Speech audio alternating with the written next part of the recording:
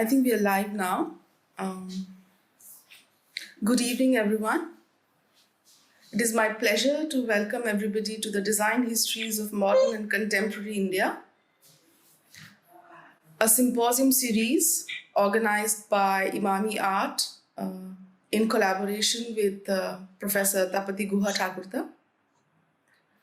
Today we have with us Professor Ashoke Chatterjee and Professor Tapati Guha-Thakurta, who will be moderating the evening. Let me introduce the two eminent personalities here. Professor Ashoke Chatterjee received his education at Woodstock School, Missouri, St. Stephen's College, and Miami University, Ohio. He has a background in the engineering industry, international civil service, India Tourism Development Corporation, and 25 years in the service of the National Institute of Design, Ahmedabad, where he was Executive Director, Senior Faculty, Distinguished Fellow, and Professor of Communication and Management. Professor Chatterjee has served a range of development institutions in India and overseas, particularly in the sectors of drinking water, sanitation, disability, livelihoods, and education, as well as working with artisans in many parts of the country. He was Honorary President of the Crafts Council of India for over 20 years and continues to serve CCI. An author and writer, his books include Dances of the Golden Hall on the Art of Shanta Rao and Rising on Empowerment Efforts among Deprived Communities in Rural Gujarat. Professor Chatterjee continues to assist design education and lives in Ahmedabad with his son Keshav, daughter-in-law Pratibha, and grandchildren Kabir and Alisha. Today's moderator, Professor Tapati Guha-Thakurta, is an honorary professor of history and the former director of the Centers of Studies in Social Sciences, Calcutta, from 2012 to 2017. She has written widely on the art and cultural history of modern India and has held several visiting fellowships abroad. Her three main books are The Making of a New Indian Art, Aesthetics, Artists, Aesthetics and Nationalism in Bengal, and Monuments, Objects, Histories, Institutions of Art in Colonial and Post-Colonial India, and In the Name of the Goddess, The Durga Pujas of Contemporary Kolkata. She is also the author of some exhibition, monographs, among them Visual Worlds of Modern Bengal, The Aesthetics of the Popular Print, and The City in the Archive, Calcutta's Visual Histories. She has also co-edited two anthologies of essays, Theorizing the Present, Essays for Partha Chatterjee, and New Cultural Histories of India, Materiality and Practice. Since 1996, she has been in charge of building up a digital visual archive at the CSSSC that worked on documenting and cataloging paintings, popular and commercial art and photographs from different private collections in Kolkata. Among her recent assignments have been the setting up of the Jadunath Bhavan Museum and Resource, Kolkata in 2017 and the preparation in 2019 of a dossier on the Durga Pujas of Kolkata for the Ministry of Culture, Government of India, which has brought to the festival the coveted UNESCO inscription under its representative list of the intangible cultural heritage of humanity. Professor Guha-Thakurta lives and works from Kolkata. So before I hand over the floor to Professor Guha-Thakurta, I will quickly like to thank the JBMRC and NIT Ahmedabad who have kindly come on board as our outreach partners, and also all the other speakers who will be part of the series of symposium. We will take questions at the end of today's session. Professor Guha-Thakurta will... You can call me Tapati. It's just much of a mouthful. Tapati... For the rest of the symposium. Okay. Tapati will, hold court and ask questions, and after that, we will come on to the questions that you can write into our chat box.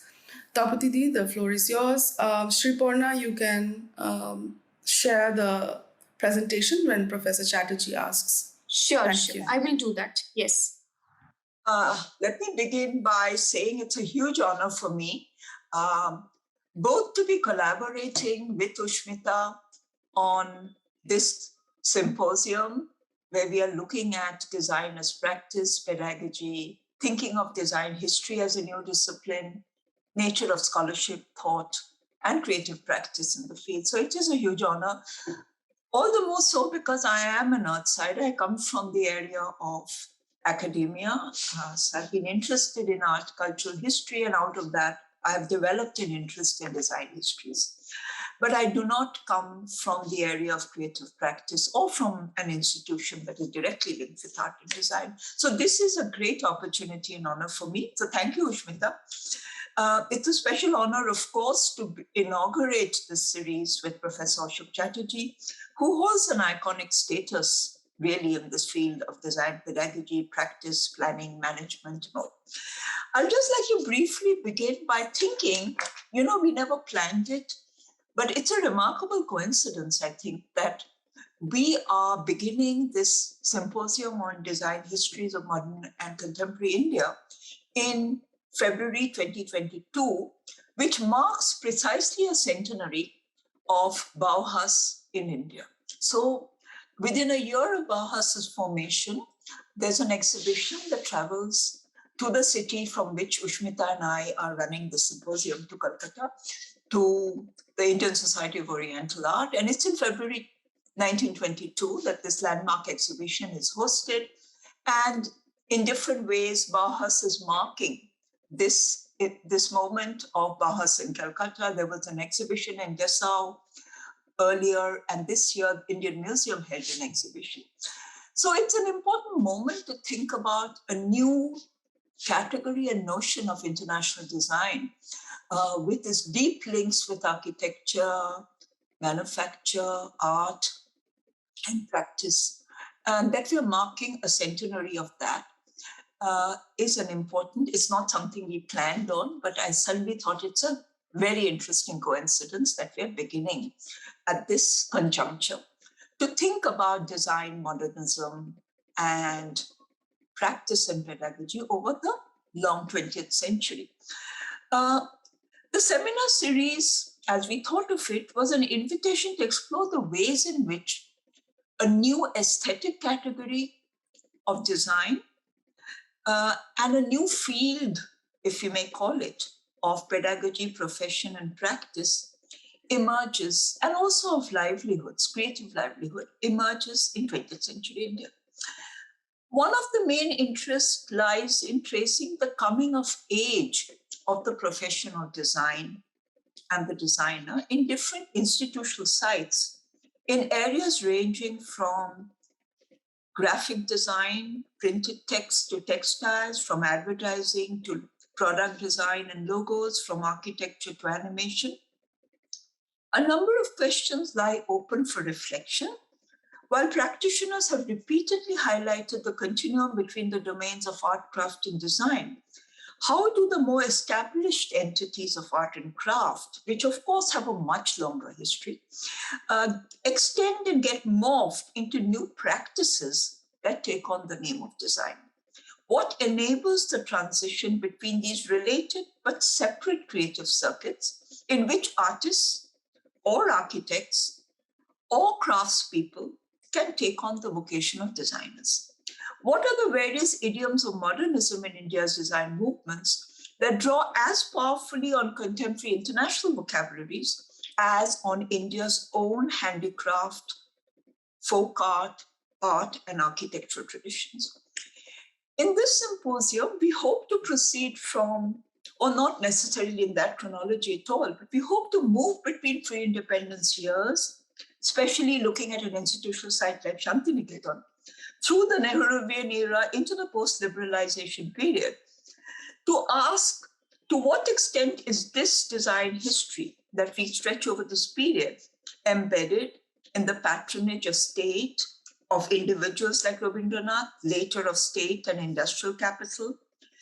To what extent does it mobilize foreign expertise and ideas tied with it? And how is it tied to the growing expansion of both the manufacturing and the craft economy in post-independence India? I'd also like to mark out a present conjuncture in which Histories of design, though Professor Chatterjee may well contradict this idea, um, is becoming perhaps a discipline in the way in which it is. Design history, design scholarship is becoming a new area of both scholarship, but more importantly, a new focus of archiving, collecting, and exhibiting. And I think Ushmita is coming directly out of that forum of exhibiting and curating. With this, we are really honored to have put together this remarkable panel of speakers from the senior to the young, very young postdoctoral students, and who themselves span very, very different areas of expertise, from people who've headed institutions. And here, of course, Professor Ashoke Chatterjee is the best exemplar of a person who represents policy, practice, management across the realm of the corporate world where he began, into the Crafts Council, where he remains involved, and of course, his founding role in the NID.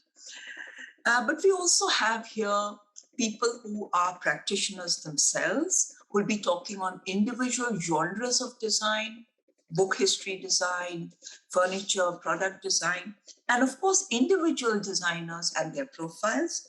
And we also will have Ushmita and Mortimer who talk about exhibiting, and Nancy who talk about exhibiting and curating design in particular.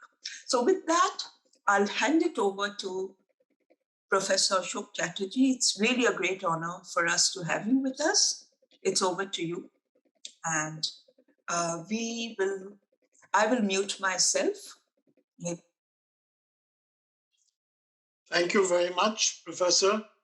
And thank you very much to Imami for this opportunity. You're muted, so I can't quite hear what you just said, but I hope you can hear me. Please call me Tapati, no Professor. Okay, and you Professor, can call me, yes. No, you are the professor amidst us, yes. It will be easier if you call me AC. Thank you very much.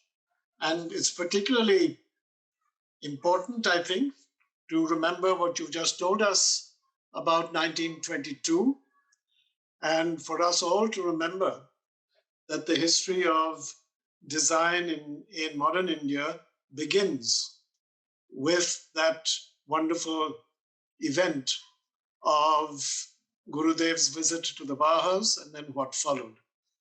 It's interesting, though, from the point of view of this lecture, that what the Bauhaus sent to that exhibition in Calcutta did not include any products. It only included paintings and drawings. But that's something that we could possibly reflect upon at another time. I think that's another issue, which I think is coincidental but critical, is that we are having this discussion with so many of you in Calcutta. And that is the city which taught me, I realized it much later, but really taught me much of the cultural and even the spiritual ground on which Indian design stands. I didn't know it until I left Calcutta and went away. But then I began to reflect, and when I joined NID, I began to realize again how important those years were in industry in Calcutta and how much the city had taught me, which was directly linked to design. What I'm going to share with you today, we have a short time, an hour, and the canvas is huge, and I don't intend to speak for an hour. So some time ago, I put together which was really for my own understanding, what I called a potted history of design in India. And it was divided into two phases. One was an understanding of the ground on which we stand, and which was the backdrop for the establishment of the NID in the mid-1960s. Not always consciously understood as the backdrop, but that was the ground on which we stood. And certainly it was evoked wonderfully by the founding spirit of NID, Charles Eames and his wife Ray Eames, in their great essay on the Lota, which they regarded as a supreme example of industrial design, and they speculated on the history of that one object. So in this effort, there were two phases. One is, what was the heritage that a design institute could draw upon as the first institution of its kind anywhere in the developing world to bring in design as a discipline, and as a pedagogy, and to adapt it to the needs of what we understand today as development.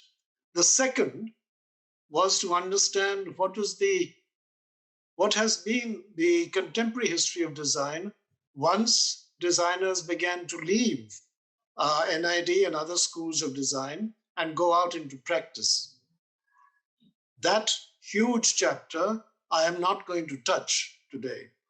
It needs another time and another space, but I will draw attention to it and perhaps suggest how one could go forward. So when we look at our design heritage and the practice as it is today, we also need to understand that the term design itself can be very confusing. It can cause huge misunderstanding. The practice of design is supposed to be transformational. It is supposed to lift the quality of our lives.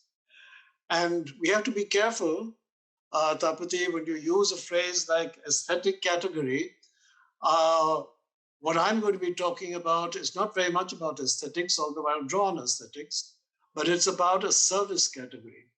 Because design is always about the future and it's always about service.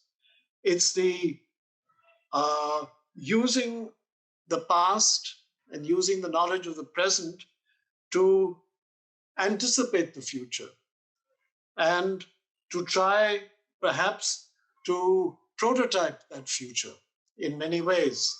And so design is always futuristic, anticipating situations which our societies may face in the coming years, and using the experience of the past, our heritage and our history, as resources of wisdom, which can be applied to the solutions for tomorrow. I think it's very important to understand that. Otherwise, design becomes mimicry. And we're seeing a lot of that mimicry all around us today, which parades as design, but really has very little to do with it.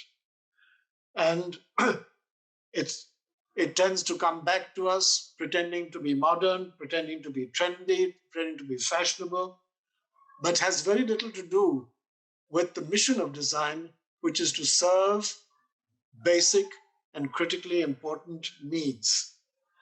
So we could take a sort of a bird's eye view of the past. The visuals that you will see, I will not speak to, but they will be just going past to give you an idea of what has been in my mind when I talk about the history of design. And as I say, these are only going to be visuals which extend up to the establishment of NID, not to the important chapters of design history that have been written after that. But first, let's just go back to the word design. It's interesting that this word has no equivalent in any of our myriad languages. We may use it meaning different things, like making patterns, for example, or ornamentation. But as a problem-solving discipline, we don't have any word in our many languages that actually can be an equivalent of the word as it is now used in the professional practice around the world. There's a story about this, which if there's time, I'll tell you, where we got into rather hot water by using terms which the Ministry of Culture did not approve of. But we can come to that later, and that's important. But the question really here is that here is a country, perhaps the only one in the world, with an unbroken history of 5,000 years or more of design activity, and yet no single word to capture that. So just keep that in mind, because one of the Indians like to say we're like that only. We certainly are. And that's both our advantage as well as our challenge.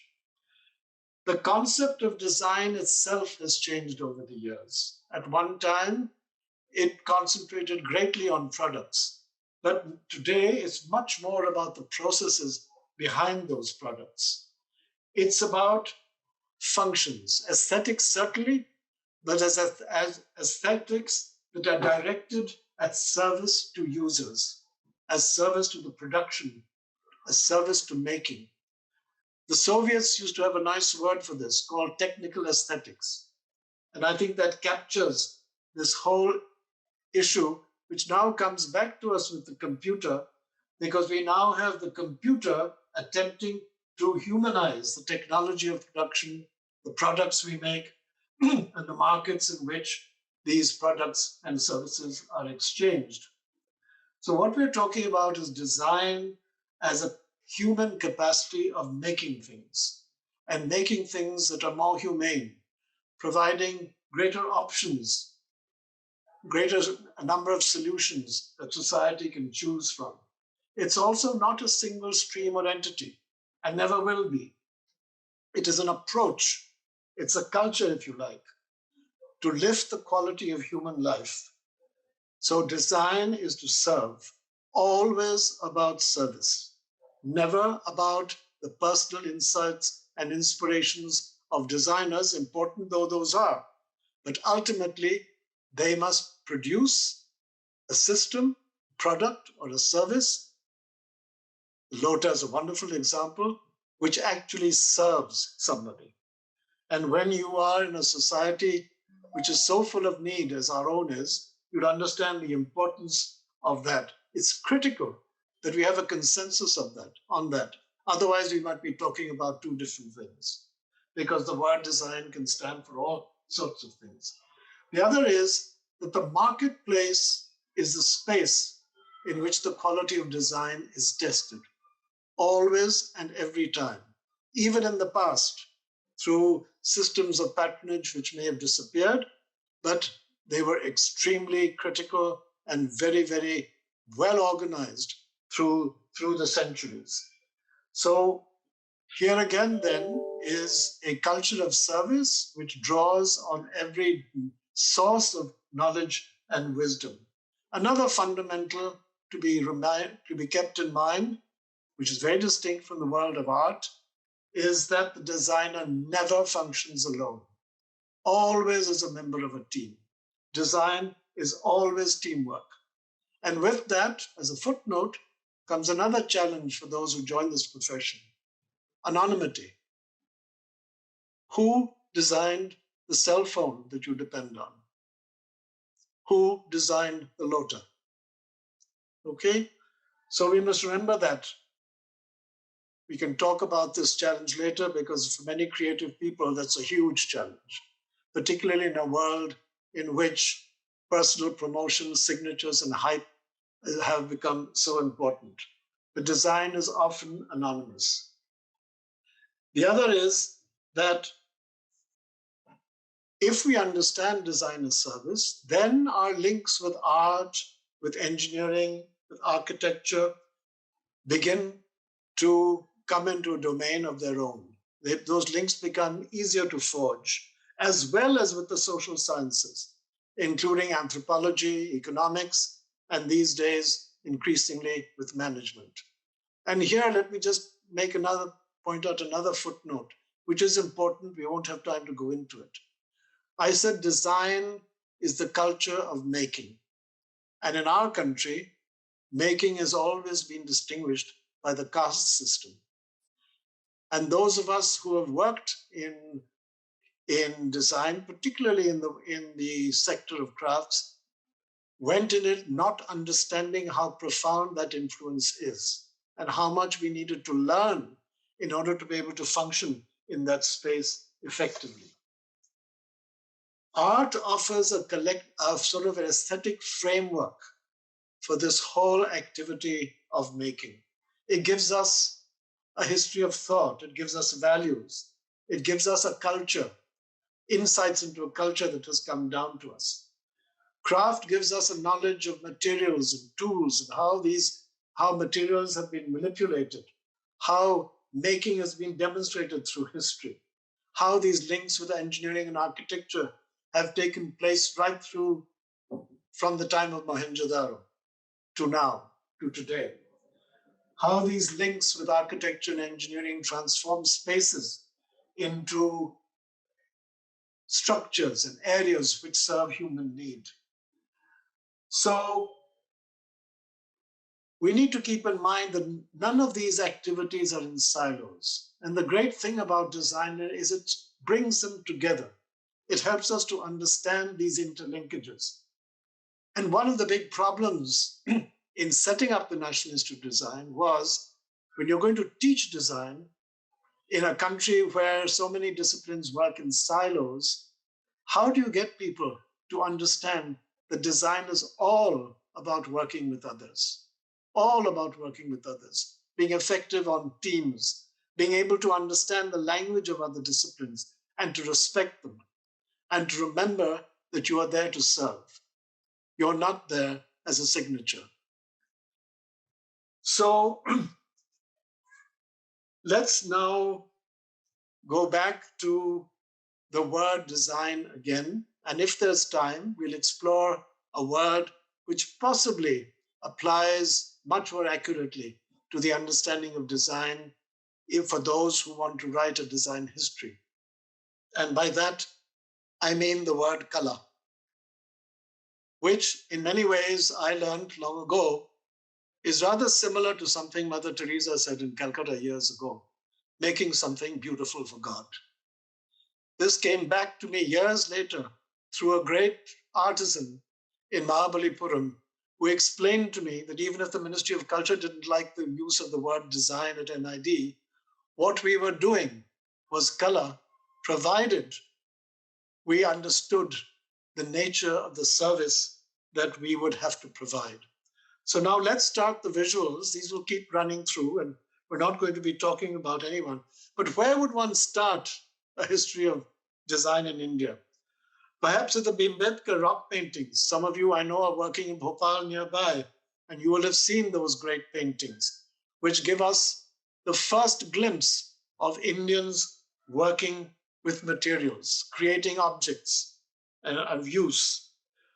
Mohenjo-daro comes next with its extraordinary understanding of planning, its understanding of systems design, the refined use of materials, building systems, for example, of water management and of hygiene, of city planning.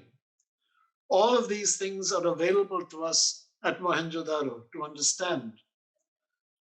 From Mohenjo-daro, we can leap to Sanchi, where there's a veritable directory of product design at Sanchi. Every discipline we know can be witnessed at Sanchi and again at the Ajanta cave paintings. Every discipline we now teach is there. Textile design, furniture design, architecture, apparel, accessories. All of these are wonderfully displayed at Ajanta. So when a designer goes to Ajanta with a sensibility of aesthetics, you also have to understand that when you go to Ajanta, what you have to learn is what is behind those incredible products and structures and garments and ornaments that we see. Who made them? How did they make them? How did they know how to make them? How do they manipulate those materials? How do they learn about the dyes and the weaves and the textiles that created these? So when we look at these art resources, we look at them through that lens of understanding the way products were made and the history behind them. If we move to medieval history, to the south and the north, we are given yet other directories of products and insights into the mastery of engineering and architecture that India's design history encompasses. If we look at a miniature painting from the Mughal area or from other schools of miniature painting, we see once again the entire range of products and services that were being created through medieval history. And we can begin to understand how those materials and technologies and processes have evolved from the time of Mohenjo-daro to the court of Akbar and beyond. It is these encounters that led to which influenced those who came to India to trade and who then stayed on as colonial masters.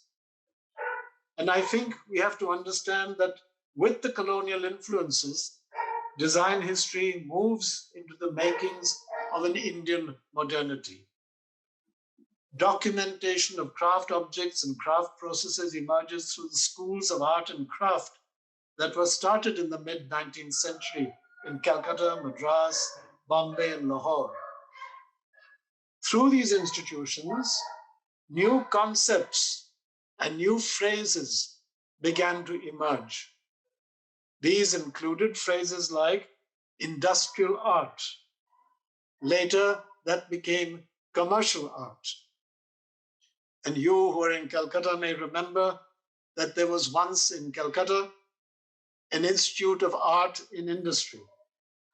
So with these, India's own industrial revolution was beginning.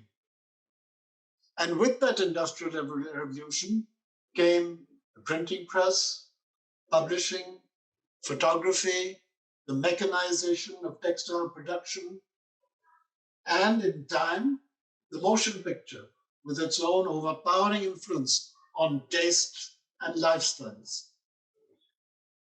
Something interesting also came in with the colonial period, and that was systems design. Take, for example, the railways. The railways standardized not just the carriages and the locomotives, but also the architecture of railway stations, of the signage systems that would be used, of the public furniture that would be used at railway stations.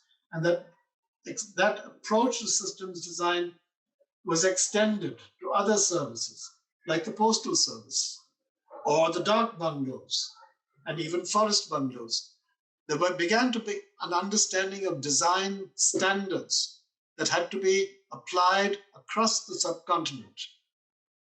And perhaps that gave industry some clues, because later, when the consumer goods industries began to emerge, lessons were taken from that experience of systems design.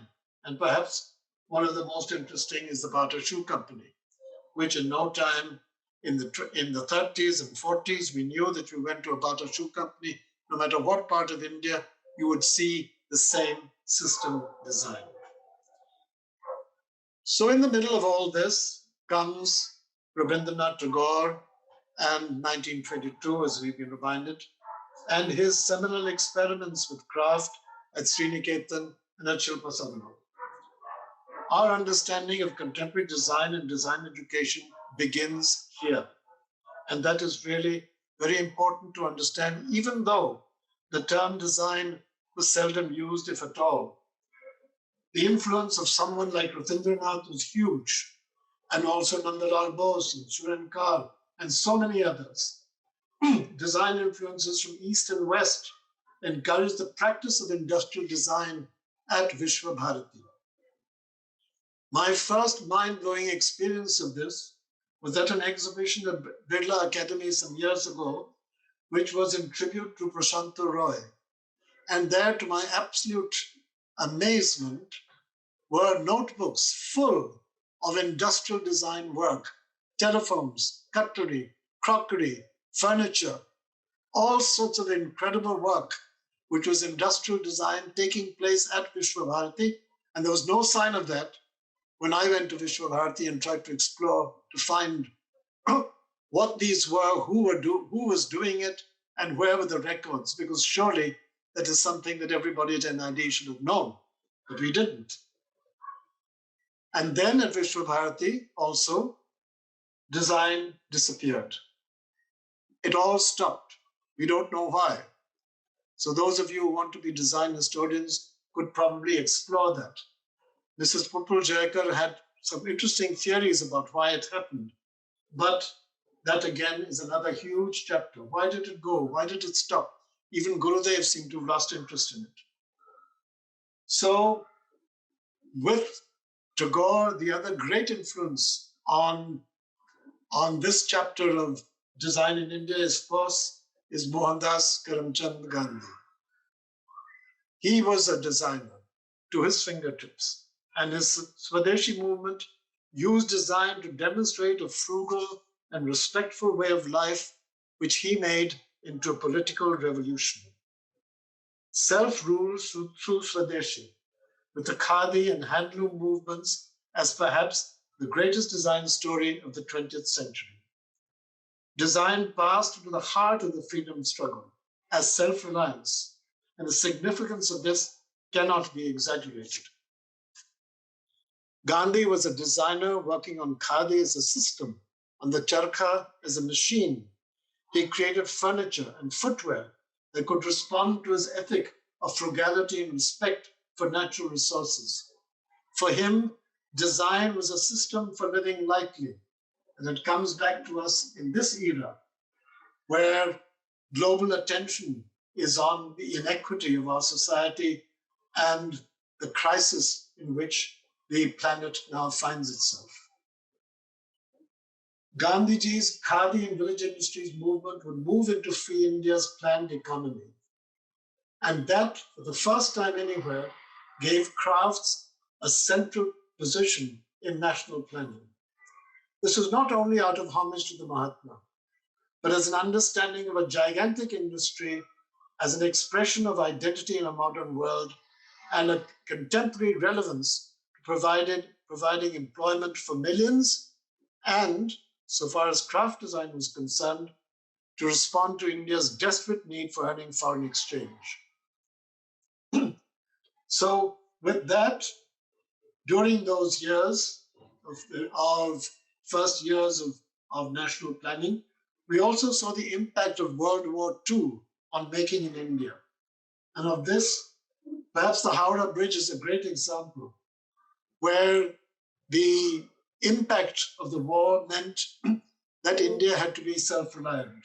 And this great bridge came up as almost a symbol of self-reliance. Other engineering companies were also emerging as in the forefront of India's design industry. I'm talking about companies like Godrej, and in time, Hindustan Machine Tools, Telco, Bata, of course, Mahindra & Mahindra, Metalbox, the advertising agencies like J. Walter Thompson and DJ Kima, which were setting up India's first design studios and units. There were printing and publishing houses with major design influence. Think of Signet Press, for example, or Vakil & Sons, and later Prasad Process and Thompson Press. The film studios, including Gemini Studios in Madras and Raj Kapoor Studios in Bombay, were huge influences on public taste and imagination, contributing their own design vocabulary. And out of that sector emerged the great designer Satyajit Ray, who would take Indian design to great heights not just as a filmmaker, but as a designer and a communicator with a command of idioms and technologies that were transforming the marketplace, a marketplace with which he was at complete ease, while also understanding the importance of artistic expression at the personal level. That was the time when industrial photography began to emerge through the lens of cameramen like Mitra Bedi, Sunil Jana, Madan Mahatta, and others. The hospitality and the tourism industry would generate pioneering influences on design, following Air India's lead and that of the Taj Hotels, and later the India Tourism Development Corporation. These were at the forefront of providing design opportunities for a whole range of design pioneers and thinkers. India's craft renaissance was influencing these industries, and the market for crafts was demonstrated by iconic stores, marketplaces, you might call them, which are now part of this design history. I'm talking about Central Cottage Industries Emporium in New Delhi, which provided the space for so many great designers to emerge and to function. Contemporary arts and crafts in Bombay, Valoris in Calcutta, Kalakshetra in Madras, the networks of the Khadi and Villages Industries Commission, the Weaver Service Centers. These were all reflected the influence of visionaries like Kamala Devi Chattopadhyay and Popul Jayakar. And it was through Popul Jayakar that a landmark exhibition took place in 1955 at the Museum of Modern Art in New York, called Textiles and Ornamental Arts of India, the first design statement that Free India sent out to the West. It was at that exhibition in New York that Popul Jayakar encounters Charles and Ray Eames, and they are invited to India. And from that comes the India Report, and in time, the creation of NID, and the rest is history. So if we stop at that point and say that's the prologue to the other chapter of India's design history, which is what happens after NID is established and other design schools are established, and a whole generation of Indian designers emerges. That is the chapter that awaits discovery. But before we go there, do we have a consensus on the ground on which we stand, the ground on which the contemporary design movement was founded? So let me stop there. And I've lost my Zoom connection, so I hope you can hear me, and I hope I can hear you. I will, perhaps at the end, mention that part of this effort at doing a potted history of design was also to list the resources, the possible resources for articulating an Indian design history. I'm talking about the contemporary chapter, which I've not touched upon. And I can go into what I've discovered and what I can share with those of you who would like to take this conversation on and start writing this history. So thank you very much. I hope you can hear me.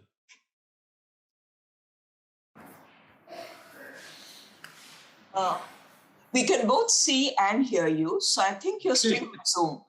So that's fine. Should we let the slideshow run on? Well, as you like. Let's look at it, and then, yes, why don't we just let it run, and so we can all look at it right till the end. Okay. I'm trying to get on a link on my phone. Let's see, but I can't see any of you. But as long as you can hear me, that's all I think is needed. Well, we can see you. We can see and hear you, Professor. So maybe there's something that is snapped at his end. Yeah. Yes, I haven't found out who the presiding deity of computers is. When I find that out, I'll have to. Well, today is Saraswati Puja, so she could be a presiding deity. She definitely is not the one. So please go ahead and we can start the discussion now. So let the slides come to an end. I'm just waiting for that. So, and then we can begin. I think we're all. I think the last slide is one of NID and then the LOTA, yes. Okay. So yeah. Sriparna, you can stop sharing now.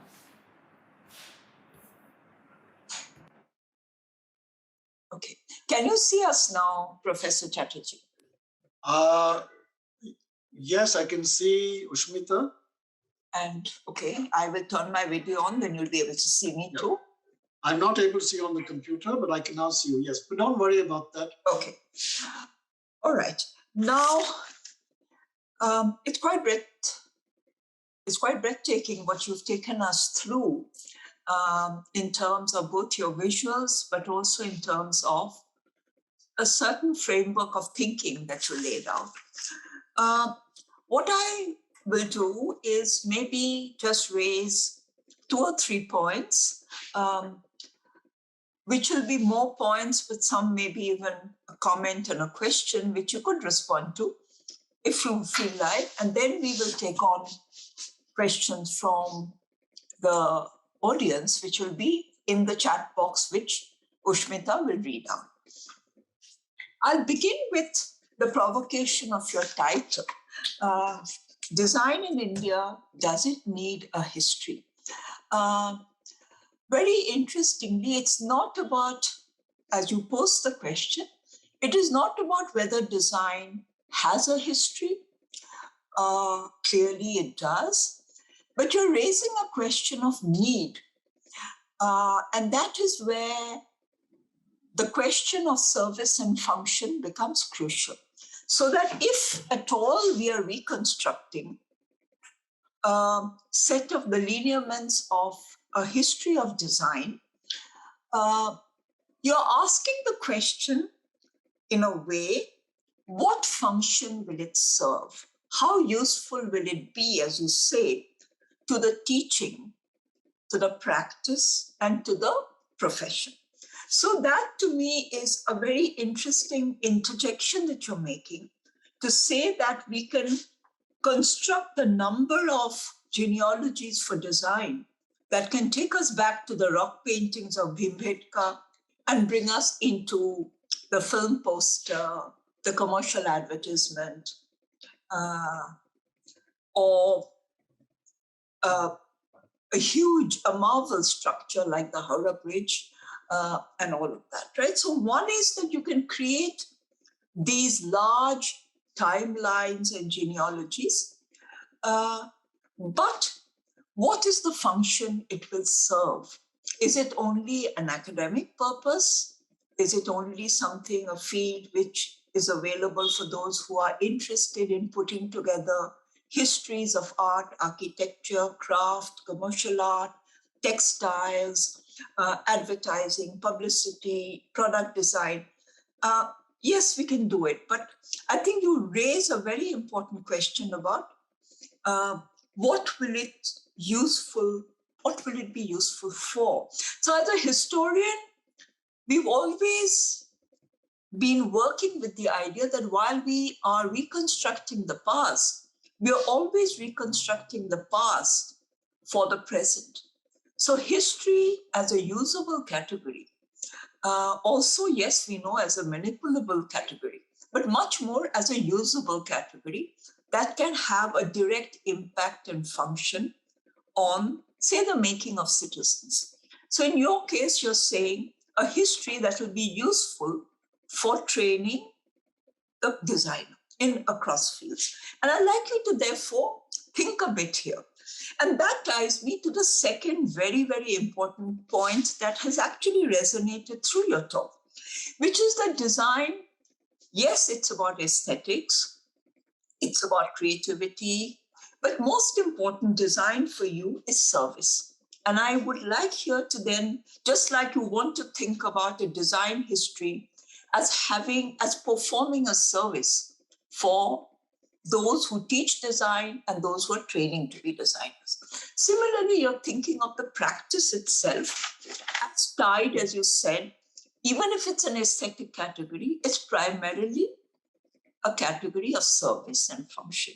And here you talk about service in multiple levels, which to me was of great interest, from creating something that is utilitarian, which is absolutely important, that's something that is of use, value, and functionality, to thinking about service in the term of seva, the Gandhian term, but in the view of the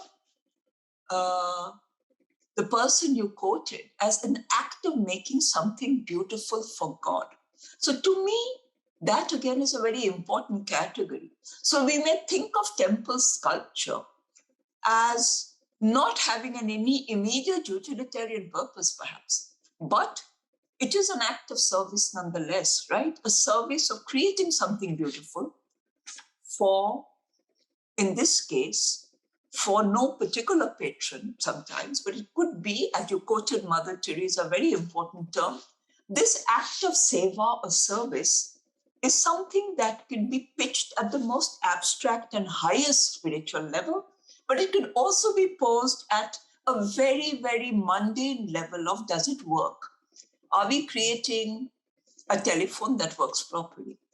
Are we improving on functionality, efficiency, all of that? So again, the range is very interesting, from thinking about a craftsperson who's both making a functional object, but also offering as a ritual object, as a prayer object, a vessel, and at the same time, so on one hand, functionality and service in terms of use, utility, durability, and on the other hand, as service to God, and you do raise it. So I'd like you there again to think about then of these many layers in which design is service. It's a way of working with material, processes, techniques. And then the final point is this very sharp distinction that you draw between the collectivity of the work of design and also anonymity. Here you say design is service, and I'm quoting you, beautiful term, it is more service than signature. And here we find a very interesting tension between anonymity, which of course has informed craft practice all along. You work in large groups. It also informs the practice of those who design film posters, those who are making the Bata shoes, those who are doing technology. They work with the idea of collaboration, technique, material, anonymity. The product is more important than who designed it.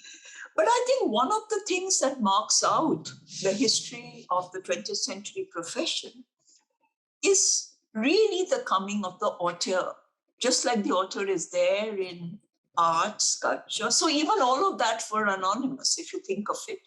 We do not have figures of the master artist. We have to search them out.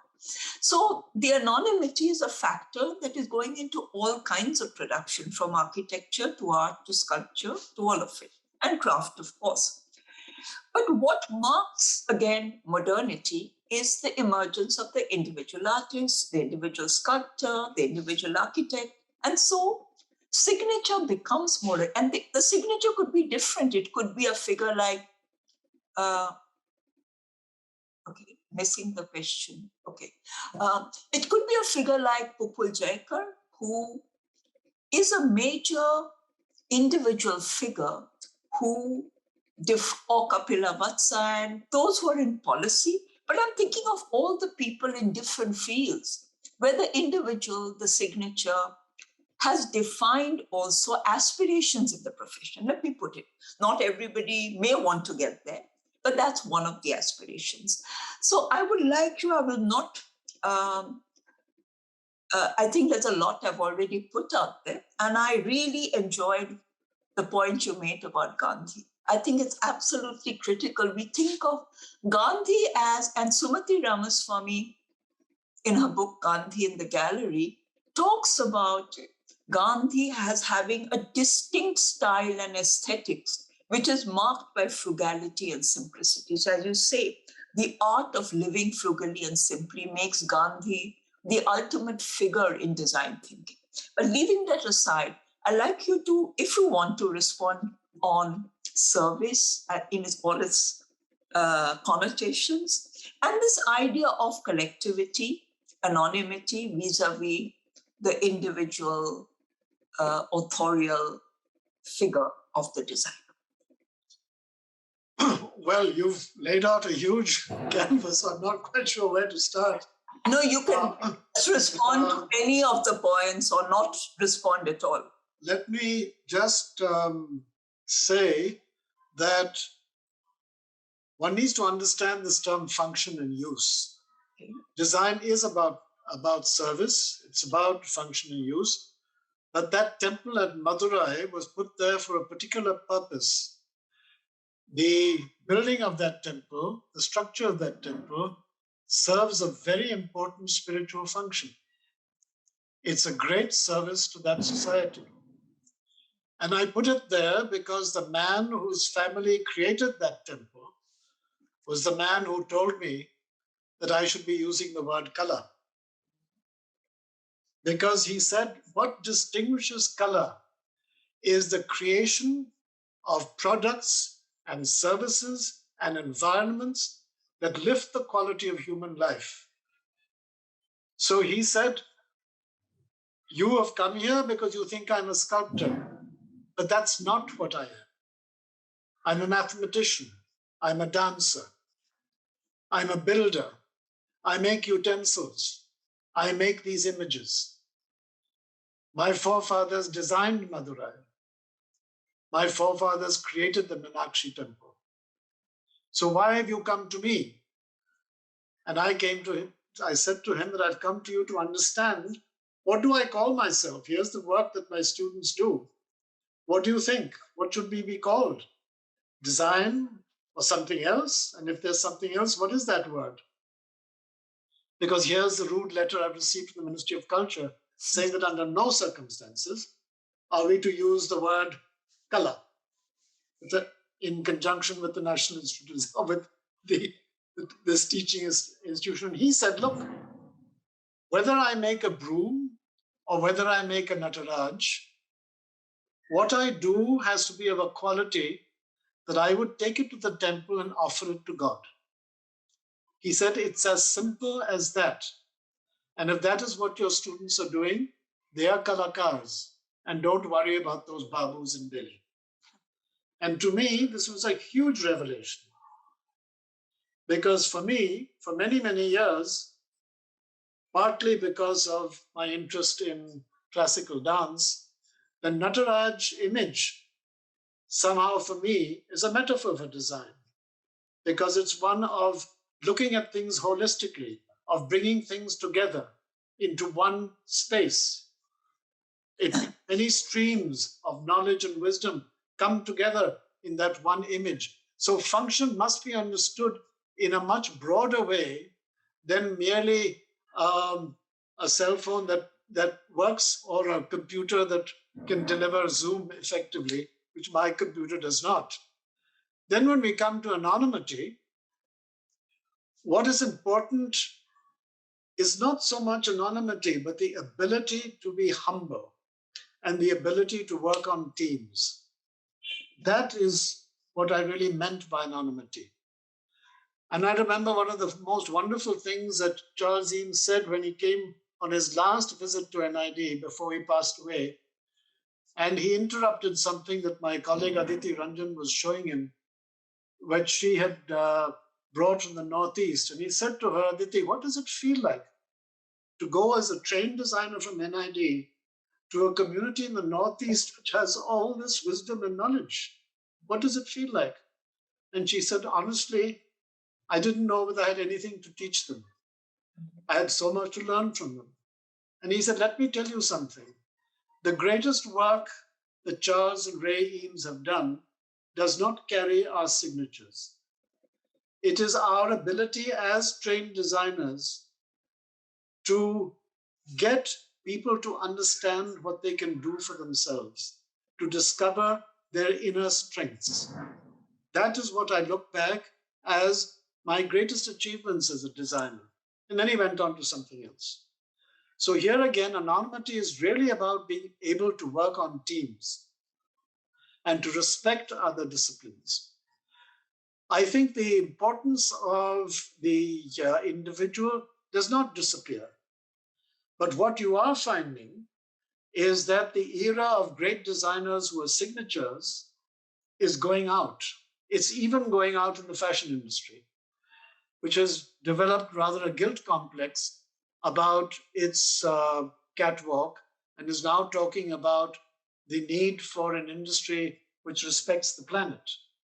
So the fashion industry itself, or should I call it more the apparel industry, is going through a kind of schizophrenia, but it's being pushed towards an understanding of responsibility to others.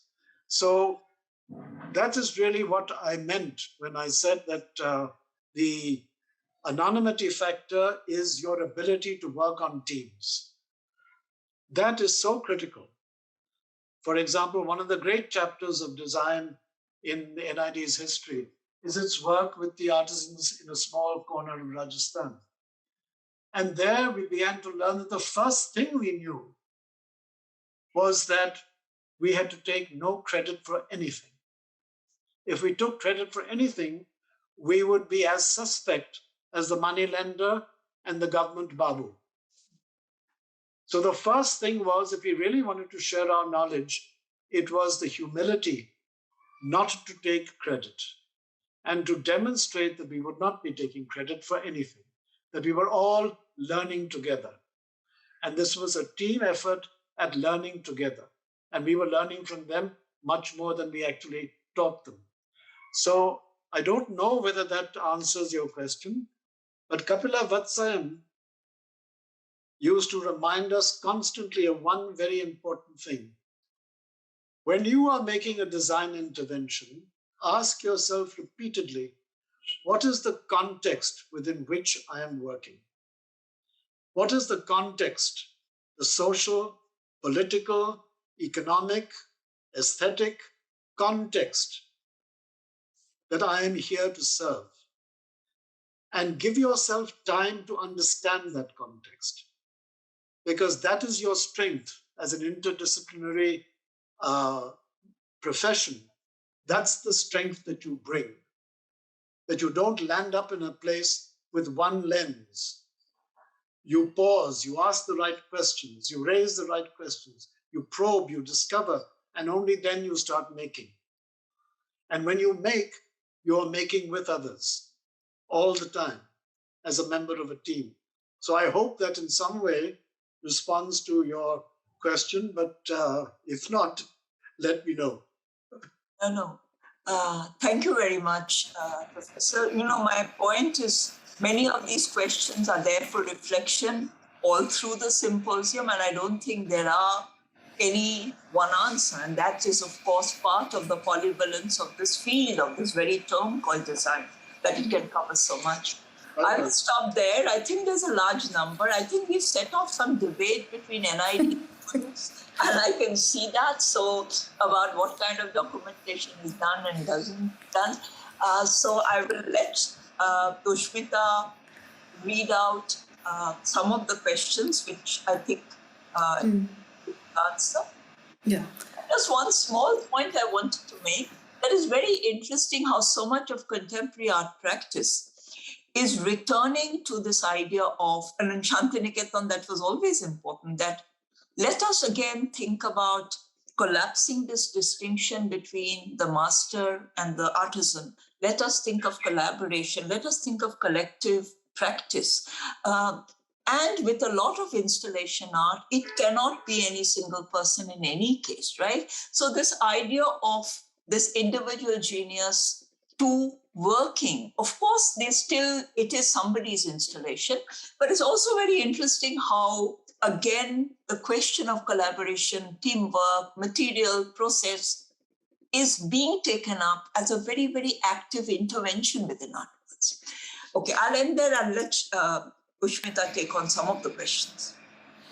Thank you so much, Professor. That was such an amazing lecture, but it also has, I think, we need to do this again and maybe touch upon the part that you did not talk about.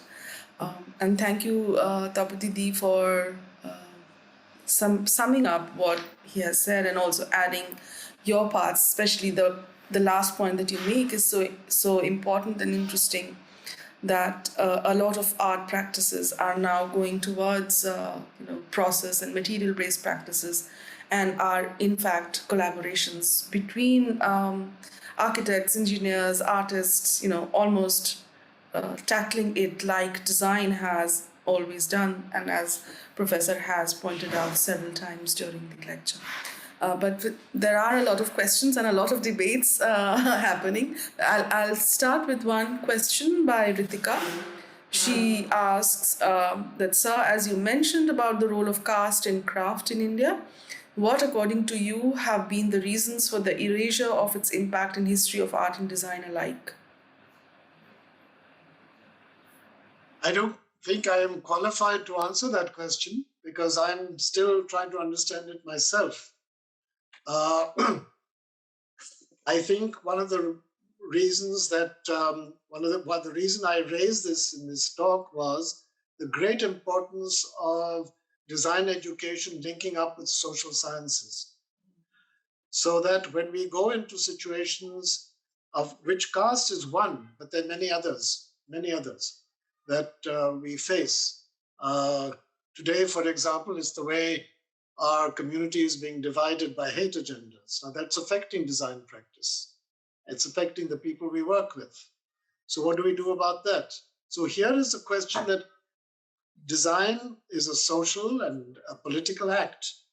And so we need to have partners who can help light the way, so that when we run into situations, as we ran into them 60 years ago or more in Javaja in Rajasthan, we should have been better prepared for it. We weren't.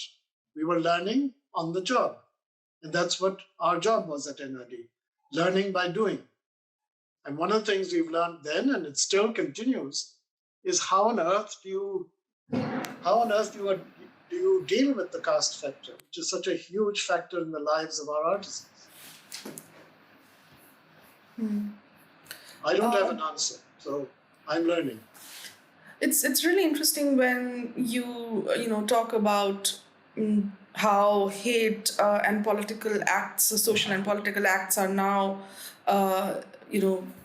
leading to design agendas, different kind of design agendas. But I'm also wondering that what you talked about Gandhi and his Swadeshi movement as a kind of a system and design, is it not being reflected in the current political scenario, which is again a different kind of design for a system that may be leading to the agendas that the current political regimes have?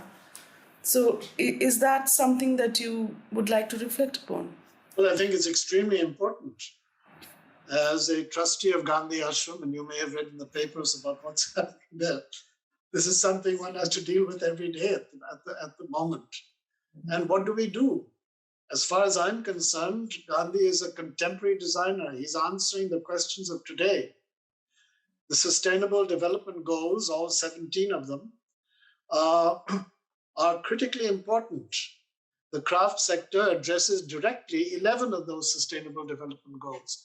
But our artisans are in crisis. They're hit repeatedly, over and over again.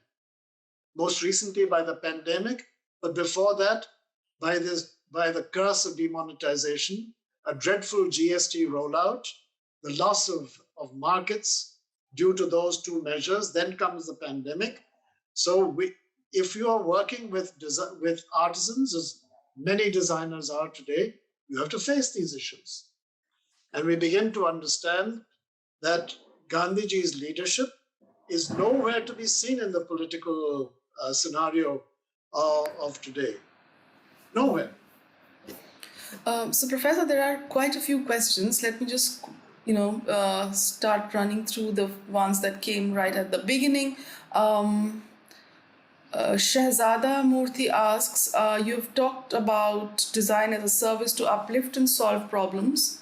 I have a question. How do you think we can take inspiration from the past, like, for example, for an identity design, and how do we connect the jobs we do today to the philosophy you have talked about? Not quite sure I understand what you have in mind, Shahzada. The issue is, you're talking about identity. That means developing logos and symbols. Is that possibly what you have in mind? Because there, I think it depends by encouraging the client that you have to give a proper brief. In design practice, that's one of the most difficult things, to get a designer, to get a client to give you a proper brief. And the real skill of a designer is to go on asking questions until a real brief emerges. That in itself is a skill. And it demands humility. It demands the ability to be able to draw on other disciplines. But I would suggest the answer to that question that you've just raised is, do you have a brief that you can work to as a designer with confidence? And do you have the time and the energy and the willingness to help your client to develop a brief because in the experience of many of the designers that I've worked with, the really wonderful designers are those who are able to help their designers understand what they actually want, what they actually need. The first thing you hear when you go into a client's office is probably the last thing that the client actually needs. The next question is from Vagmi Pathak, and Vagmi asks, he wants to know your thoughts on the topic of art and design. Is design an art? Is there any difference? Can art be of service too? For example, Taj Mahal, is it a design or an art? Oh, well, I go right back to what I said about color. Why should we care? Why should we care? It's a great achievement. It serves a huge purpose for Shah Jahan of paying tribute to his wife. But for the rest of us who don't know his wife and probably don't care very much about the poor lady, it's our identity in so many ways, and our identity under challenge at the moment, if I may add. So I don't think we should ask that question, or we should ask that question, but I don't think we should worry about getting an answer. If it's art to some, great. But as a design student, I would hope that the aesthetics of the Taj would blow the mind. And then I would hope that the design student would begin to absorb the great knowledge and wisdom that went into that.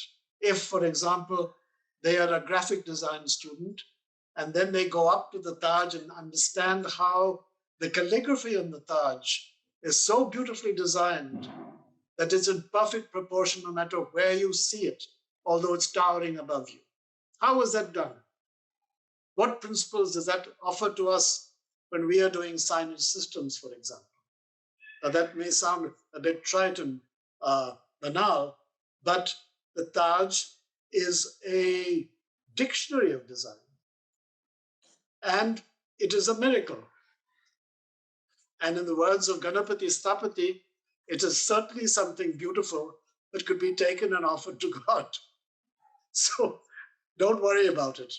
Enjoy it, and then see how it can influence your practice.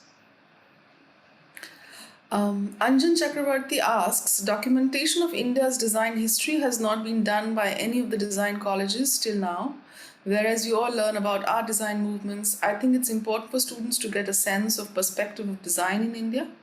That will help in formulating their own idiom, approach, or belief as professionals.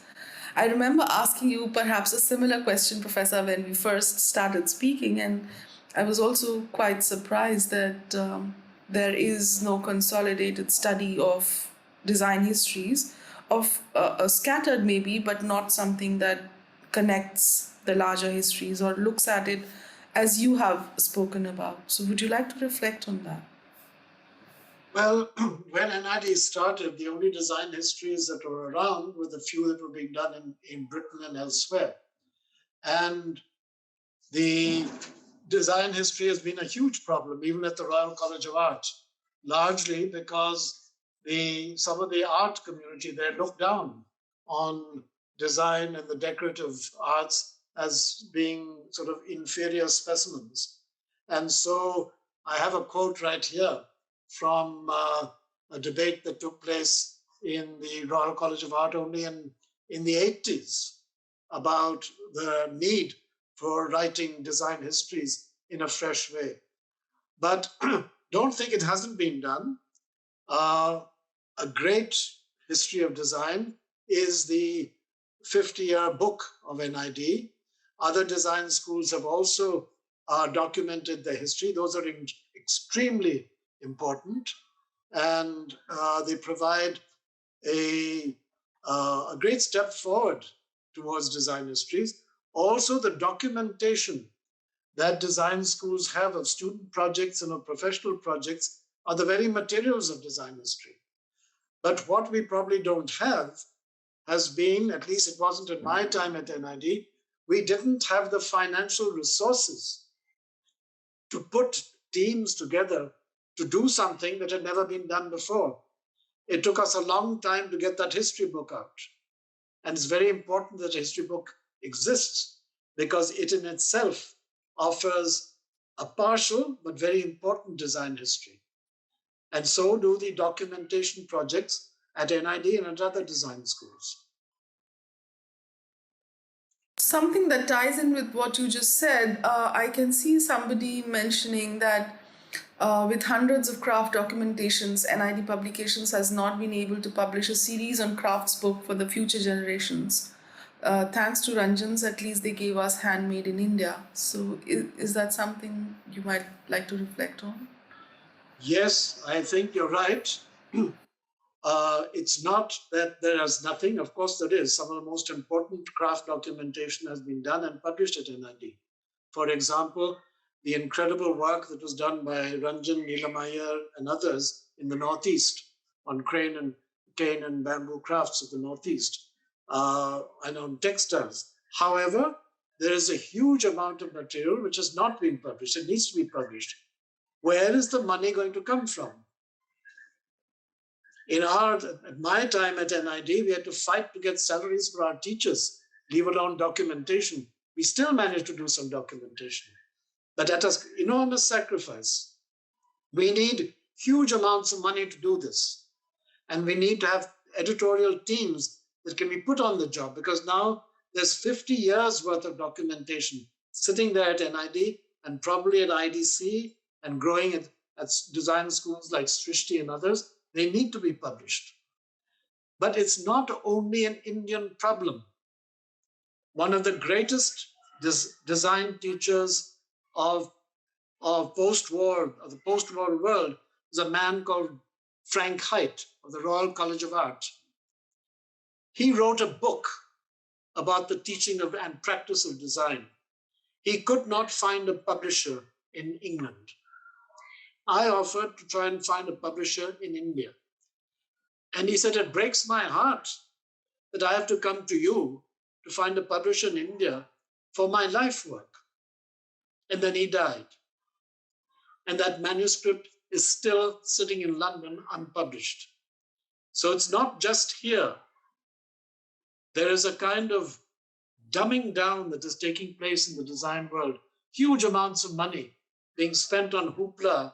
But when you come to a document like Frank Height's articulation of design teaching and design practice, there's nobody in Britain who is willing to publish it. So it's a challenge for all of us to change that. Professor Anuradha Iyer Siddiqui asks, she says, thank you, Professor Chatterjee. My question follows on the rich analytical approach of design as service, either in the terms of seva or the sacrality that Professor Guha-Thakurta has raised.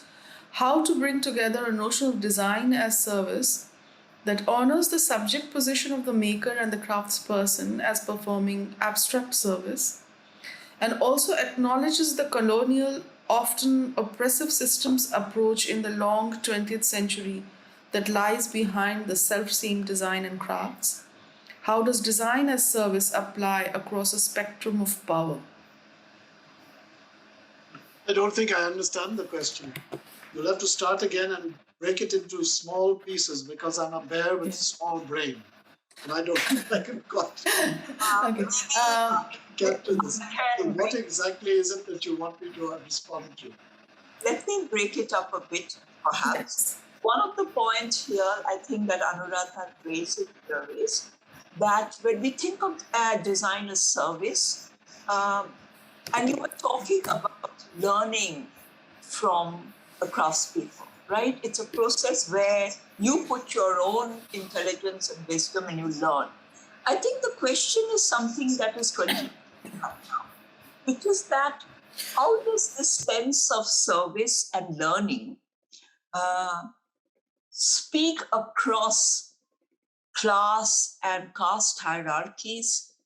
And I think this is a very important question, that while we may say we are learning from craft, the social class and caste hierarchies within crafts, but certainly within those coming out of professional institutes, and those going there. I think that's one of the questions that Anuradha... Let me try and respond to that, because that in itself is a very important, and I'm glad you asked that question, because it's very important. We learned on the job. And I've just finished a book on our 50 and 60 years experience of working in one little corner of Rajasthan with a community of artisans who were eating once in 2 days when we went there. And Professor Ravi Mathai of the Indian Institute of Management, who led this experiment, which was not a design experiment, it was not a craft experiment, it was an effort to see whether there was anything that we as managers and as designers knew that we could share with a community to help them eat twice in 1 day without being dependent on us. And design moved into the center of this experiment. And the reason why it moved into the center of this experiment is that our designers could work with their hands. They could sit at the loom, they could sit at the tanning pit and work. And through that joint work, a dialogue and trust was built. Not overnight, but over years. And learning became genuine and mutual. So we learned by accident or by chance that design has this incredible gift of being able to work with their hands. And that ability provided a shortcut to be trusted. Of course, there were differences that exist to this day between the castes that we work with. There were differences between villages that we were working with. We had villagers who said we can't work together because we don't talk to each other. And Ravi Mathai's answer to that was, well, don't talk. Let's work together without talking. That'll be a good lesson for all of us. We learned how to do that as well. We then learned of all kinds of issues that we had no experience in. We learned how to cope with the moneylender. We learned that if we were going to make any difference there, we would have to create products that the moneylender knew nothing about, because whatever he knew, he would capture. And so we had this incredible task. What can we make from these local materials that somebody out there may want to purchase and that the moneylender will know nothing about? And then we had to deal in time with artisans who would go to the sophisticated markets of Bombay and Delhi and be thrown out because they were not posh. They were expecting someone from NID or IM to turn up. So we learned along the way. But the answer to your question is simply this, that design gives you this great advantage of knowing the value and the respect of manual labor and manual skill. And that for us was the great entry, not just in Javaja, but to craft communities across the country to this day.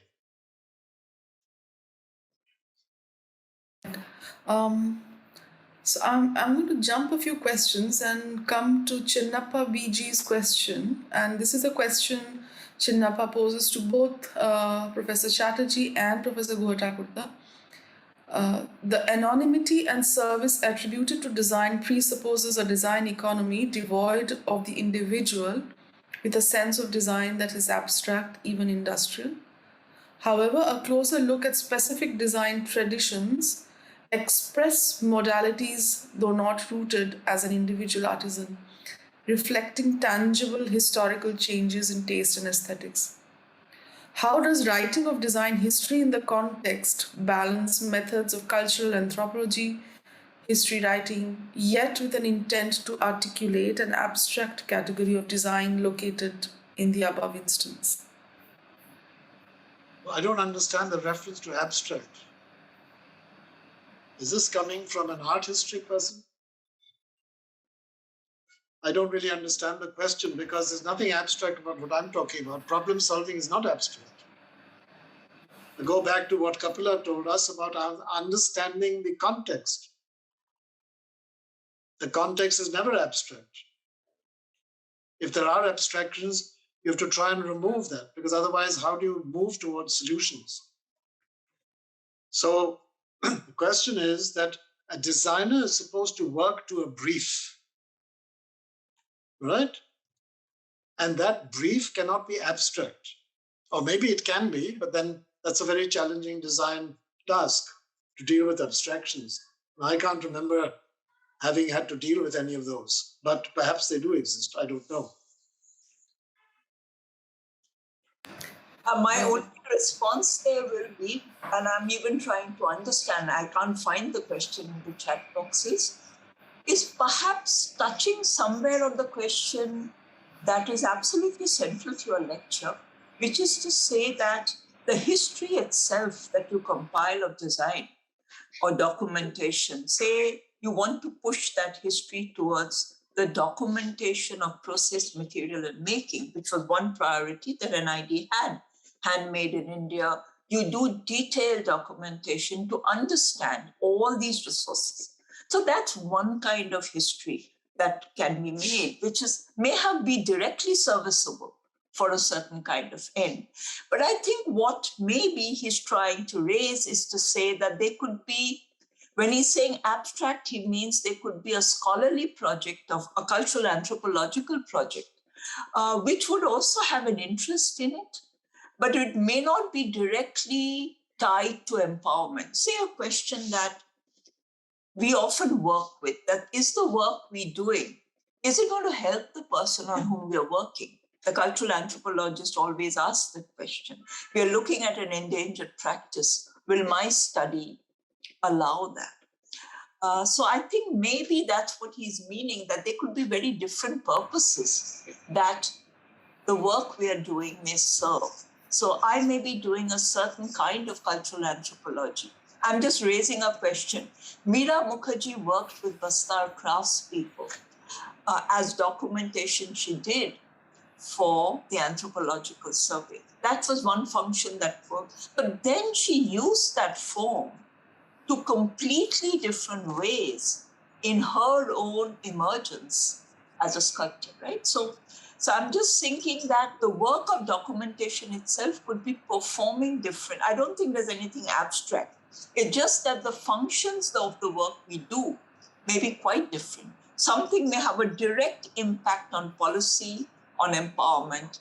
Others may have direct impact on the creative work you're doing. Others may have an understanding of history that could empower the community in its own way. When we work on a historical past, the community may want that history recovered for them too. So here, I think I'm just putting it there. I don't think there's anything abstract, perhaps. I think the histories we write will can have different services and functions, and I leave it there. I agree with that. I totally agree. I don't think there's any problem here. The issue is that we should respect what other disciplines are doing. We should draw on them. We should know how to pick up a telephone and talk to somebody to say, here's the problem I'm running into. What should I do? Because no designer has the full knowledge of it. We need this interdisciplinary work. That's what I have stressed from the beginning. It's interdisciplinary, which means you respect other disciplines and respect what they're doing and draw on them. When we started working with the artisans of Jawaja, we didn't have any partners from the background of sociology. We should have had that immediately. We didn't have it at that time. We were managers and designers going in. Maybe there was an advantage in that because we learned by working on the ground step by step and by failing. And I want to stress this, that one of the greatest strengths of design education is that there's no shame in failing. You try and try again. And the prototypes that you make may not work, they discard them, but every time you're going one step further. And that also applies to the intellectual process of developing a brief. And we have learned that time and time again. And that is what we are now losing. After having established a pedagogy based on that philosophy, now the tendency is to go for numbers and to go for PhD degrees, and the service to the client is somewhere down at the bottom of the line. I now get candidate after candidate coming to me, asking me to be an advisor for a PhD thesis, without which the teacher cannot progress in the institution. But does that PhD thesis apply to service, to testing your ability to design? Almost never, because they say, AC, that's impossible. I won't get a thesis like that. And what I've been saying to design schools is, for God's sake, you're autonomous. Have the courage to say that now if you document the process of serving a client and you test that service in the marketplace, why the hell is that documentation not eligible for a PhD? So why can't we change the system from within? Why not? Why don't we have that courage when this country was the first to develop and create a way of teaching design which the UN acknowledged as a model? And yet here we are discarding it into the waste paper basket and going for this absurd UGC approach to design education, which is exactly what we escaped from in 1963. Why we were never under the Ministry of Education? Because the founders, Gautam and Gira Sarabhai and Pupul Jayakar, understood that that would be a death knell. What you see in the 50-year history book of NID would have been absolutely impossible if we had been under the UGC. And the chairman of the UGC, the late Professor Yashpal, was the one who told us time and time again, don't ever worry about giving degrees. That will be the end of NID when you fall into that trap. And design education has fallen straight into that trap. Now, okay, if we have to be there, let's be there, but let's change things from within. Let's change things from within, because we have the power to do that. Of an Indian demonstration that proved to the world that it worked. It was not a failure, it worked. And the products of that system of education are right there in front of us today as role models. So I think we need a degree of courage in order to really be able to make the profound change to design education which is needed. Yes, I think this point is quite applicable to the art institutions as well. I mean, all across institutions. Exactly. I would never have done a PhD under this system because I would have had to sit for a multiple choice exam to qualify as a PhD candidate. It's killing the system. You're standardizing. You have common entrance exams. I remember going to Presidency College, writing an individual essay. You see, it's the destruction, not just of design and art, it's the destruction of education in general. What is being done? But it's not only in India. Yeah, and we can have an entire different symposium. Margaret Thatcher destroyed design education in Britain. But this idea of measuring things by standardization, by quantity, and this idea of these departments of art and design requiring PhDs, which cannot be PhDs in practice. I mean, and that has been, as somebody who's asked to go and look at these things, I'm trained as a historian with a certain training in research. It is so unfair for people who are working in very different areas to produce, and they produce substandard work, as Professor Chatterjee said, because that is not their calling. It is this limited understanding. And I feel it's killing every area of education, really. But we are talking about art and design, and I'm in full sympathy here with that. But so why does NID need a degree when the diploma was good enough? We asked that question in my institution, where we did a small research training program, which was a diploma, but which took people places, and we had full autonomy in doing what we wanted. The day we went into a university-affiliated MPhil degree, it had huge advantages, but it also had all the disadvantages of coming under this mindless regime of rules. And I think this is the trap that so many institutions now must be facing. I mean, the Government College of Art became a degree college, and that requires a series of things which are standardized. They're not catering to different, very, very different disciplinary areas of expertise. So anyway, I think it's a huge problem. Yeah. So that suggests that when we write the history of design in India post-independence, we need to document the history of design education, how it happened, how these experiments took place, what different environments what kind of environments design education took place, and what the learning has been from that, so that learning is not lost. I will take one last question because I think we are hitting the 2-hour mark. 1.5 hours. So Tulip Sinha asks, I'd like to ask AC what his views are on the decolonization of the Indian design history and how that would affect the future of developing an idiom of Indian design. What do you mean by decolonization?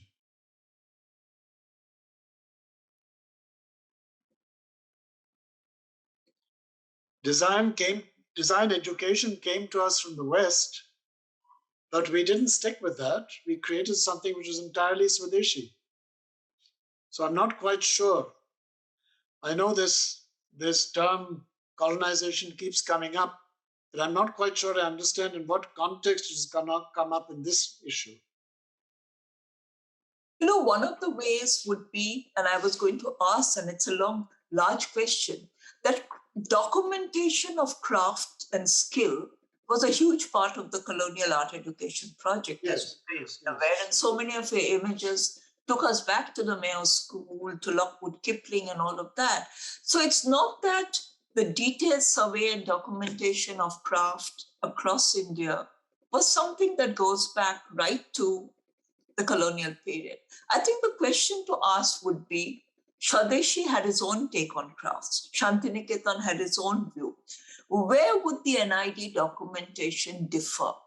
How is it taking on really a view and a vision that is sharply breaking with the colonial establishment and the kinds of documentations and surveys which were also intended to allow the craftsmen to develop better skills, techniques, marketability? I think it's a large question, but maybe those are the areas at which the question of decolonization could become important. Tagore thought of decolonization in one way. How would NID have thought of it? Well, I think as far as the documentation of crafts at NID went, there was no question of a colonial approach. The approach was developed at NID and developed by, for example, an artisan and a designer of the quality of Hakubhai Shah. He was the one who helped to develop the first approach to craft documentation, which started again with the understanding of the context of the craft. Where is the craft being practiced? Who lives in that area? What are these communities? How do they practice it? Who buys the product? Who finances it? What raw materials are used? So every craft documentation at NID was not at all like the documentation that was done by the colonial masters at the art schools, although that documentation is proving very valuable. You go and look at it and you learn a huge amount about processes, about materials, and about tools and so forth. That's completely distinct from the craft documentation that NID does. And I think the best answer to that question is to pick up one of them. For example, cane and bamboo crafts of the Northeast. And then you'll understand what that documentation, there's nothing colonial about that documentation, but that in itself was limited because we didn't have the resources to really go into understanding the communities. After that, IGNCA, for example, has done a huge amount of documentation about the crafts of the Northeast with a strong emphasis on understanding the communities to which these crafts belong. So one has to look at those and not try and come to any kind of a blanket answer to these things. Which craft are you talking about? Which community are you talking about? Yes, there is a standard template for craft documentation, which you start with, but that's only the start. That's only the start. And the book that I've just finished on our experience over 50, 60 years in Javaja indicates that I've been greatly dependent on the craft documentation that was done by the students right in the beginning, 40, 50 years ago. But that provided the window for understanding the situation which we have inherited now 50, 60 years later. So the issue is, what is the integrity of investigation? What are the standards of integrity of investigation that you need to have when you go into a craft community with the idea of documenting it? And here again, very often, the support you get from government offices is completely inadequate. They'll say, document a languishing craft and do it within 6 weeks, 2 months, 3 months. But if the craft is languishing, you need to understand why is it languishing? And that in itself is a major investigation, not just the skills and the products which may be languishing. And then you have to ask yourself, what is the future for these skills and materials and this wisdom? You have to be able to investigate that. But very often, the documentation support that you get doesn't allow you to enter those. You keep hoping that somebody else will pick up that document and take it further. But for that, you need access. For that, you need archives. For that, you need a sharing of archives. And that in itself requires a systems design, which today is missing.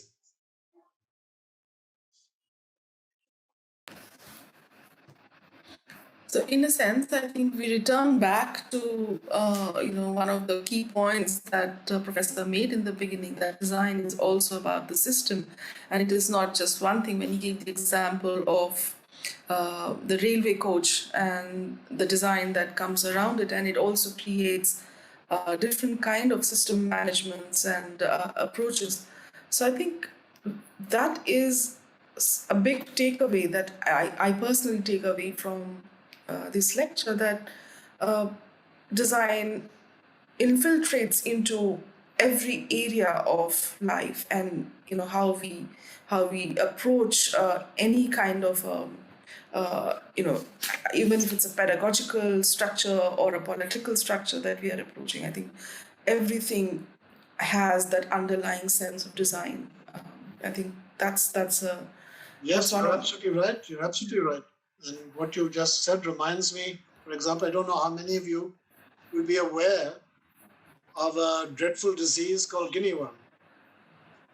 Guinea worm used to affect people in Madhya Pradesh, Maharashtra, and most of all in Rajasthan, wherever there are stepwells, an excruciatingly painful disease that was debilitating thousands and thousands of agricultural workers over years.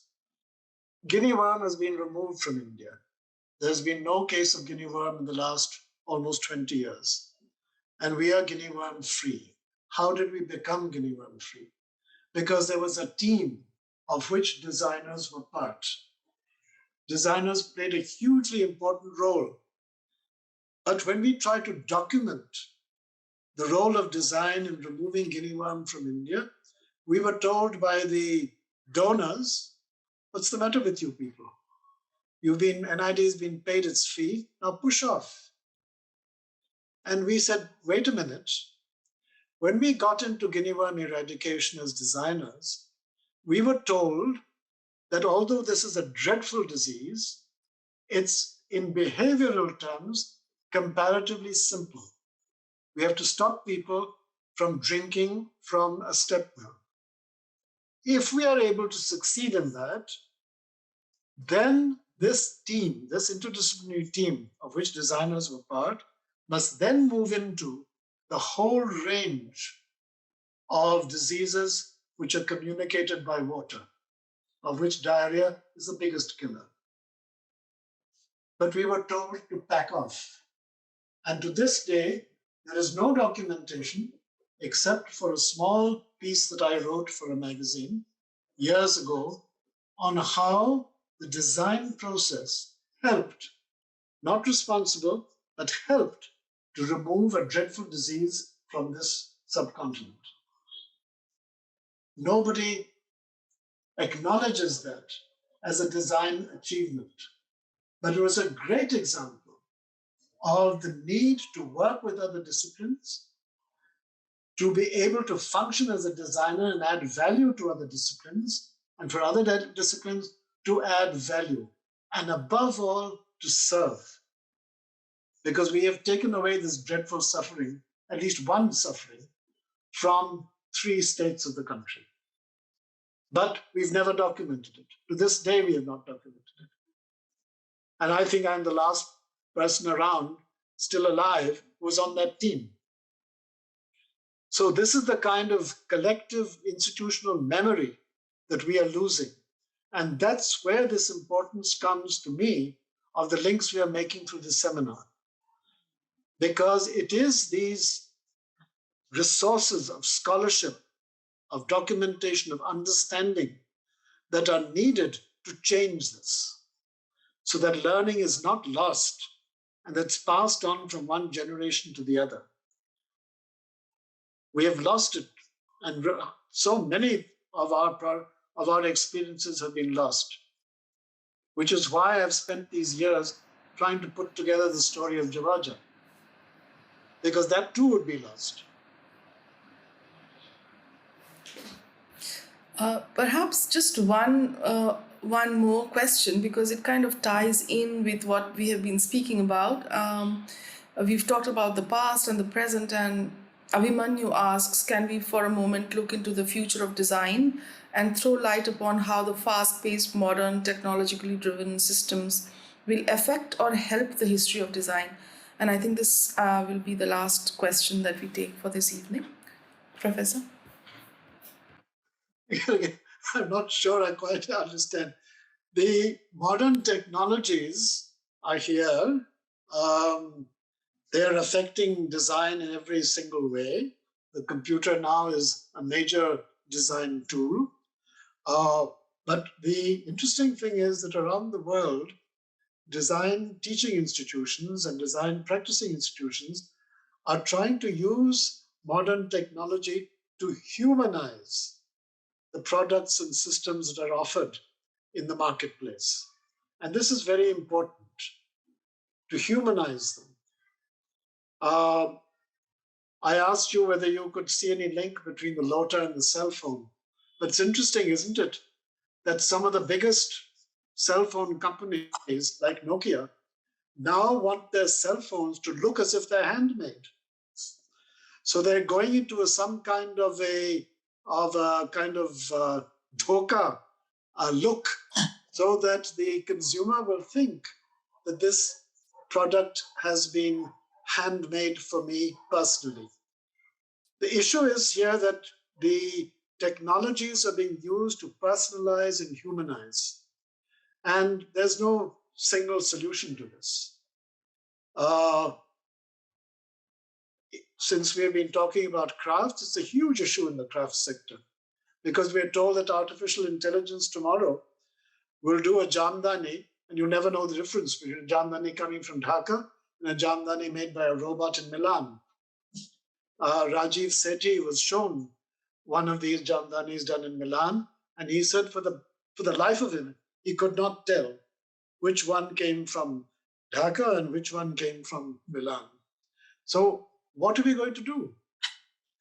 And when this experience was shared by me with a weaver from Varanasi, the weaver sort of looked at me and said, yes, that is a problem. But first, give us that technology and we'll show you what we can do with it. We've been doing this for generations. So, okay, it's a threat. There'll be hundreds of other threats like this. Let's see, maybe we can do something the world has never dreamt of. Because we are masters and we master technology. So I don't know whether that answers your question, but you're right. We're at a very interesting point when technology can take over things. But when we're talking about service, when we're talking about values, when we're talking about cultures, those are the things which have to create the framework within which all design activity takes place. So if there is change, what are the benchmarks for that change? And who will benefit? Above all, who will benefit? And that benchmark is rapidly disappearing with the kind of dumbing down that is now taking place in disciplines such as design. And we must fight to bring it back. And I think your seminar will help us to understand what are the values that have to endure. And if we can understand what those values are, is it to make something beautiful for God, whether by computer or by the loom? Is that the value we want? Whatever it is, are we able and willing to articulate it, to understand it? And for every design student, for every design teacher, to leave a college with a degree or a diploma, whatever it is, but with a handful of robust indicators that they can carry in their heads at all times to remind them that as a designer, I am supposed to work for change. As a designer, I am supposed to serve. Do I know how to understand the changes that I'm part of?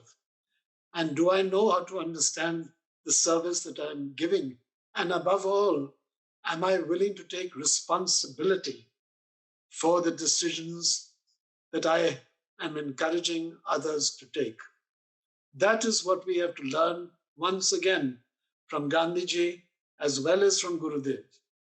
What Gurudev described as life in its completeness.